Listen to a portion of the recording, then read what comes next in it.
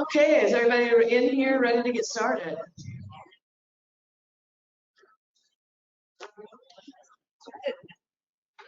So I know that some of y'all know our next speaker, Emma Greene.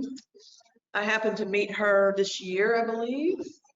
She came up to Northside for Scythe, our campus. She's a tri-campus OR resident, clinician. They have different names for everything. Anyway, she goes about checking on our residents and make sure that they're getting their evaluations at certain times during the program, checks on them, see how they're doing. And when we got to talking, she let me know that she was a performer. And I said, okay, what does that mean? So she said that she's like in the theater. And so my mind started going like, wait a minute, you know, way back in the day, like in the 1800s or whatever, they said that the operating room was the operating theater, right? So what is the biggest thing that we try to tell our residents about the operating room? And one of the biggest things that we try to remind them, and experienced people too, is do not get complacent. And so I don't know about y'all, but I listen to a lot of ET interviews and people that come on these talk shows and stuff. And one of the things that people ask Broadway performers or theatrical performers is, how do you make something fresh every time? You'll do a performance for 6 months and you're doing 3 performances a week or whatever. How do you do it? And they remember that this audience that they're performing to has never seen you before. It's the first time for them. Our patients are the same way. So I asked Emma to craft a presentation today about fighting complacency. So I hope you enjoy. Thank you. Emma, thank you. Come on. Hello, everyone. Thank you so much for being here. I'm just going to say a little bit about myself. So yes, my name is Emma Greene. I am the Tri-Campus OR Nurse Residency Clinician. I have been a nurse since 2014. I didn't always start in the OR. I didn't know what I wanted. I started in med-surg. I knew that's not what I wanted, but that's all I knew, and that's all I could get a job in. I didn't last very long. I lasted about a year. It honestly made me want to consider quitting nursing.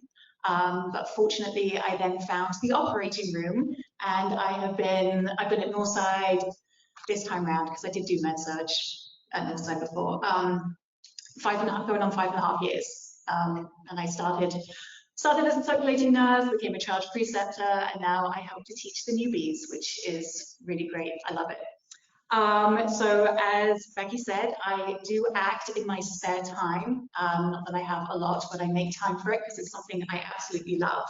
And I jokingly say that I'm a nurse to support my habit of acting, because I wouldn't be able to support myself just by acting as it is. And actually one of my favorite things that I get to say about being an operating room nurse is because, as Becky said, back in England, they still actually call it an operating theatre. So I get to say that I do technically work professionally in theatre, which is great. And apparently I wanted to be a comedian when I grew up, but I will not, give up my day job. Either way you look at it, acting has been in my blood. Theatre has been in my blood since a very young age, be it the operating theatre or just theatre in general. And as a young girl, I used to be so shy. So shy, in fact, that apparently there was a teacher that thought that there was something wrong with me because I just wouldn't speak in class. Some people find that hard to believe now, but I still have shy tendencies. So I thought that my mom had actually put me in acting classes to help me come out of my shell. But I come to find out that actually I was the one that asked for them. I'm still baffled as to why I would do that. Maybe I didn't know what I was asking for. What I love about acting is that I get to experience these life experiences that I wouldn't normally get to experience. How many times can I say that in a row? But in a controlled environment. I don't know about you, but I love to be in control. So I guess that's why we're all here doing what we do. I've taken acting classes on and off throughout my life, but I am by no means an expert. Let me just let you know, I have done theatre, I've done a little bit of film, some commercials. I'm actually just going to kind of walk you through a little bit of what I've done. So this is me as a very young child. That is not a costume, it is a uniform. And I'm guessing, I think it was around that age that I started to take acting classes. The next picture is me. So in England, around Christmas time, we have these things called pantomimes. I don't know if any of you have, I see some nodding. It is not like the miming, let me out of box, like pulling a rope. It's not that type of stuff. For those of you who don't know, just quickly, it's when you take like a fairy tale and it's this elaborate production. You have elaborate sets, elaborate costumes. You have men dressing up as women, women dressing up as men.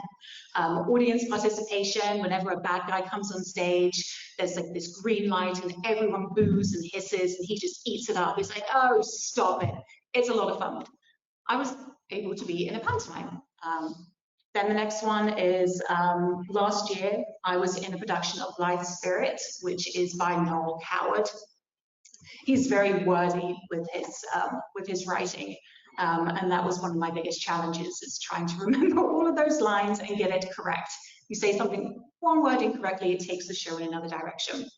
Next is, I got to play Miss Scarlet in Clue musical. That was a lot of fun. I may have murdered someone twice. I'm saying anything. Next one, did a Shakespeare show, The Tempest. We used to do it, there was a theatre group that used to perform outside in the Georgia summer, in the heat, and I got to wear that costume, which is gorgeous, but in the heat, not so much fun. And lastly is, I was in a production, it's called, I can't remember what it's called, but it took me to New Orleans Fringe Festival, so that was a lot of fun. So moving on, so I was fortunate enough to be in HBO's The Outsider, but my scene was cut, of course. And of course I got to play a medical professional, which was really cool. They had like a cutaway of a CT scanner, so I got to kind of see the innards of that, and that was really fun. Middle picture, or the GIF that my friends made of me, a Sheets commercial. I got to have my slow motion hair blowing in the wind moment. And then lastly, I don't know if you guys know of the Elf on the Shelf. Yeah. Okay, so there are some animated features, and the first one, the original that I was in, I voiced a nurse, Elf, before I actually was a nurse, so it was like making it come true. And then when they introduced Elf Pets, there was a special that had Mrs. Claus, and I voiced Mrs. Claus. I think I look fabulous in that one. Thank you. So, as you can see, I've done quite a lot, but if you were to ask me what my favorite type of performance would be, it would be theatre. And this is for a multitude of reasons. One of the main ones being is that you get to rehearse a lot, over and over. In film, you don't generally get to do that. If you're lucky if you get to rehearse one little bit, and then you shoot it, and then it's done, and you move on. With theatre, because you're rehearsing over and over, you get to form these family bonds. You get to become like a dysfunctional family, just like the OR, I like to say, is one dysfunctional family, which I love, emphasis on the dysfunctional, but that definitely translates into like an acting theatre. But as we do rehearse over and over again, we're not just rehearsing those scenes during rehearsal, we're going to be doing those scenes during the course of the run. As you can most probably see, it's easy to become complacent when doing that. When you do that, when you become complacent, an actor can end up just phoning in a performance. It's great when you get to the point where you don't have to think about the lines, you don't have to think about the blocking. But if you're not thinking about that, and you're not thinking about anything else, what are you doing? Things go wrong. So what is complacency?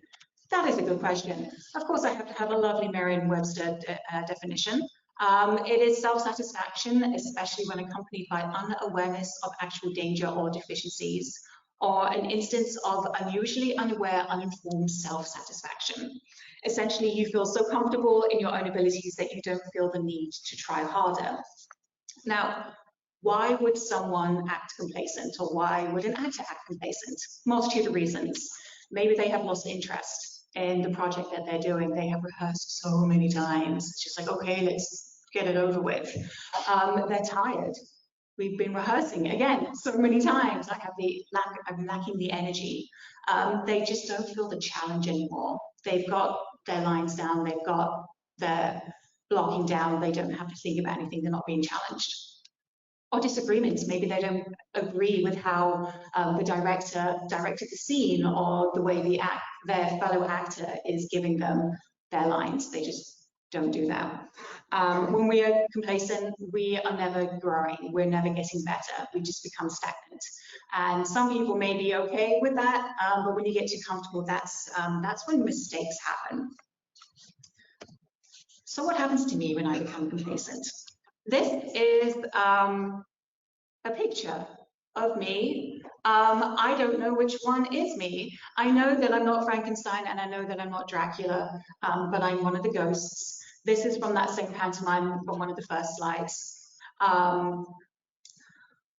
When I was doing a dance scene, and I felt so good about it. I was like, this is going really well. Like, I can breathe properly, I can see properly. Like, I have to remember what I'm doing in this moment so I can replicate it. And then I come to realize I had forgotten to pull my mask down, and I was mortified. I had become too complacent in what I was doing that I didn't do that. So I pulled it down, little tears were shed, but I'm the consummate professional, and I finished the scene. And as soon as I got off the stage, I just started bawling. It's like, I can't do this again. I always get so nervous. Well, I get nervous anyway whenever doing a show, but if I'm feeling too comfortable in the scene or really in a show, I just know something is going to go wrong. Even if I practice my lines, I practice my blocking, I've got that down. If I just feel too comfortable, I just know something's gonna go wrong. Yeah. So how do I fight complacency? You may be asking. That's why I'm here. So I fight complacency by being present.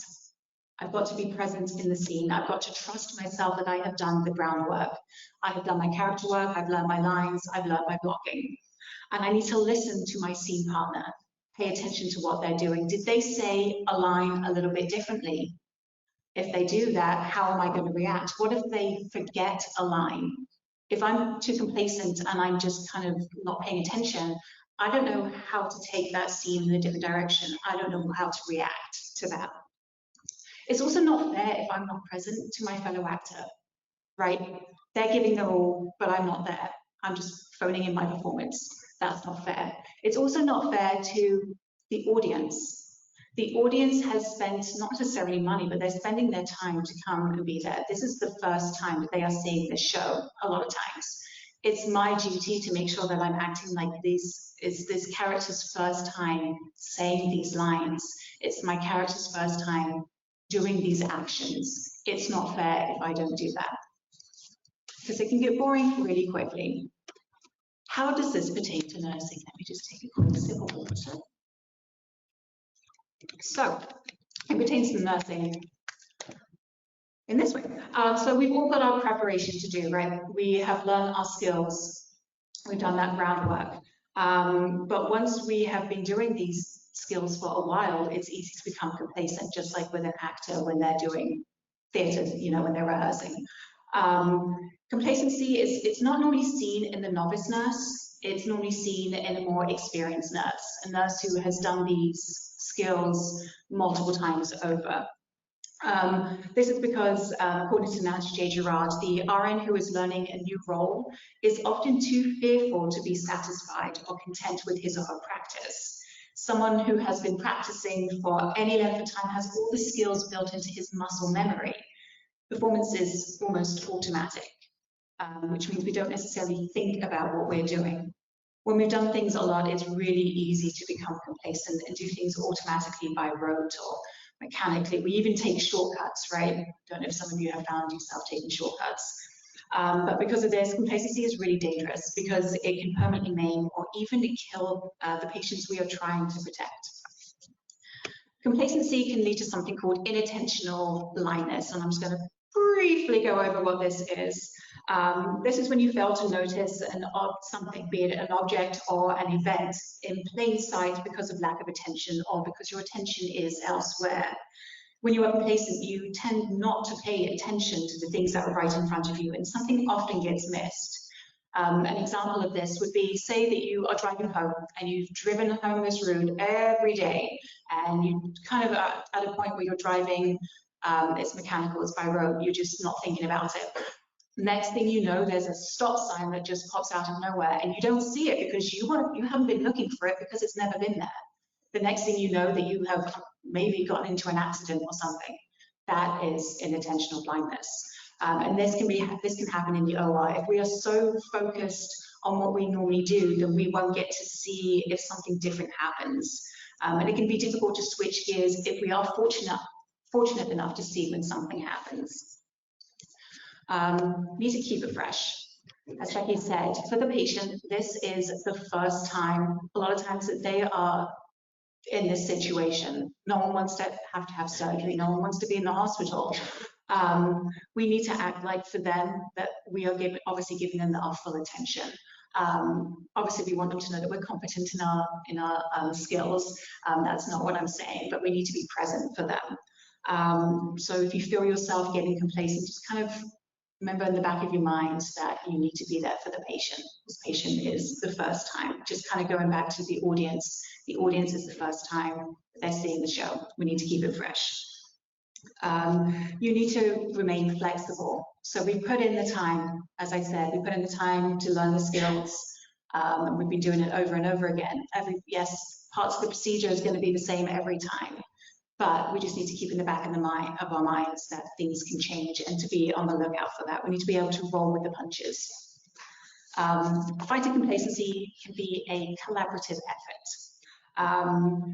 In a show, we've got to trust our fellow actors that we have all done our work. We have learnt our lines, we've done our character work, we know our blocking. We've got to trust that we've done that. But when it comes to the performance, we just need to trust that everyone has done their work, and just kind of be present for the other actor. See if this works.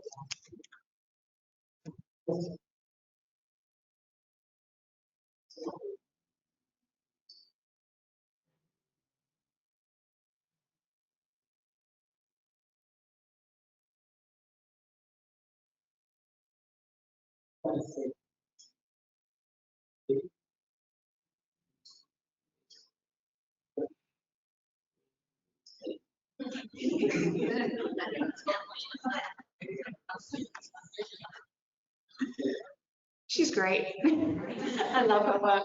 But in this clip, so she was talking about collaboration and how she goes about it. The other actor that she was talking about is, in essence, the patient. So we talked about doing the groundwork, but not trying to recreate the performance. That's what she was talking about. Just let it happen naturally, and rolling with the punches. That's exactly what we need to do as nurses. Don't try to recreate moments of nursing, because every patient is different. If you are complacent or phoning in your performance, you're not giving your best to your patient, and they deserve the best. Embrace change. Don't be scared of it. Always do your groundwork. Be present. Let's see if I can. Nope, there we go. Okay. Last thing I'm going to talk a little bit about is improvisation. This is it's a great skill that helps fight complacency. It's not just for actors, not like whose line is it anyway? I mean, it's great entertainment, but it's really good for everyday life. I know that there are places that actually provide classes, improv classes, like working professionals, just to help with their skills. It's really good to help you think on your feet and roll with the punches. It helps with listening skills. It helps with collaboration skills, helps teamwork, and it helps foster creativity and flexibility. And these are all great skills to have when we're trying to fight complacency. The biggest rule of improv, I don't know if has anyone taken an improv class?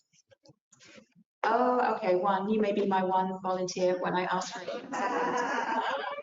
So the biggest rule of improv is yes and. Never shut down another person's ideas.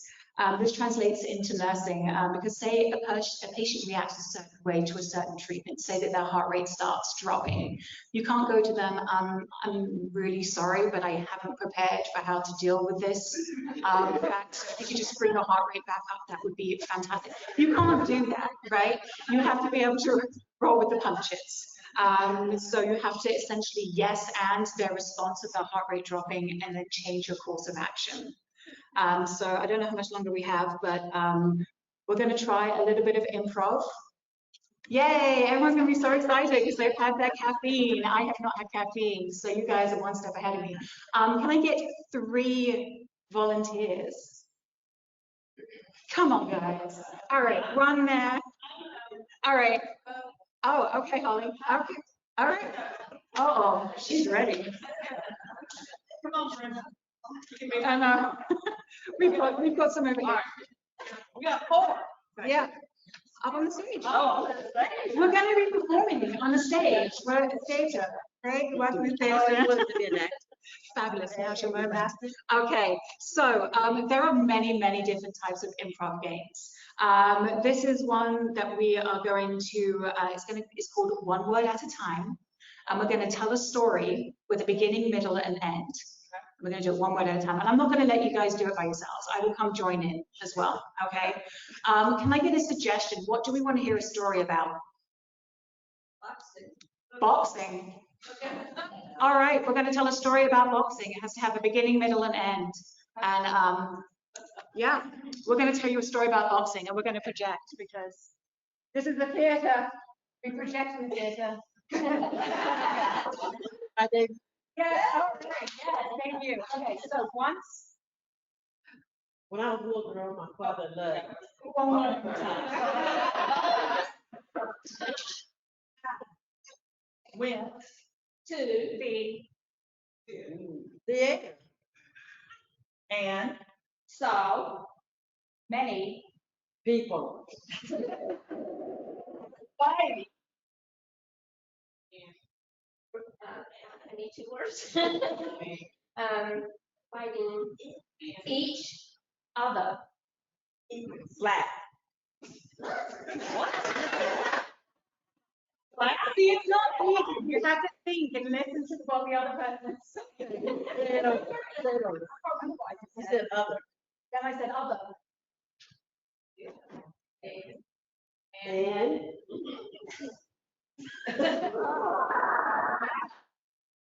and A dog. a dog. With Boxing. Glove. Then the Boxing.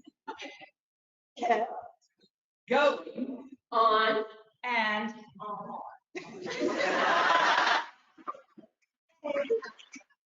they one a match.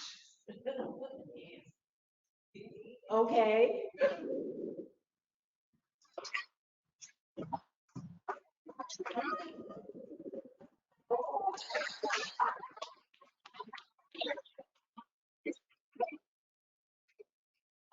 So improv is a really good way to kind of get outside your box. So essentially, be present, embrace change. Not all change is bad. Make sure you do your groundwork. That's all I have for you.